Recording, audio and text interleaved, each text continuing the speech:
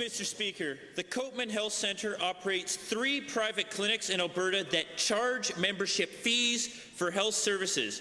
Serious allegations are being made about this private medical facility's billing practices. To the Minister of Health, how is the Minister ensuring Albertans are not on the hook for any inappropriate billing? The Honourable Minister of Health.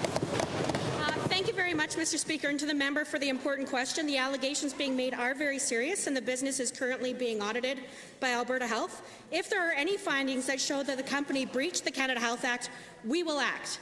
And in light of any of these new allegations of fraud, I've directed my ministry to take a more rigorous approach, and there is going to be an investigation, Mr. Speaker. I want to be clear that we will not allow excessive billing practices that undermine Albertans' access to universal public health care, Mr. Speaker.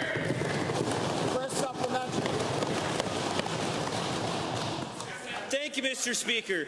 Given the allegations include preferential treatment and inappropriate fees appear to go against the spirit of the Alberta Healthcare Insurance Act, which prohibits physicians from charging patients for insured health services also billed to the province. Again, to the same minister, what assurance can the minister provide that our public health care system is being protected? Honourable Minister.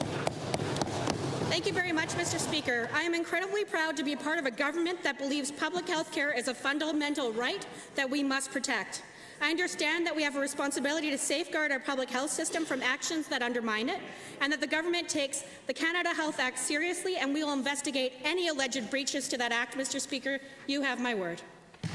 Supplemental. Thank you, Mr. Speaker. Given our health care costs continue to rise, and given the current economic reality that we are currently experiencing, again to the Minister of Health, how is the Minister ensuring public resources are being used prudently?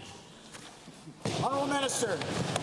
Thank you, Mr. Speaker. We will not allow excessive billing practices that undermine Albertans' access to universal public health care, Mr. Speaker.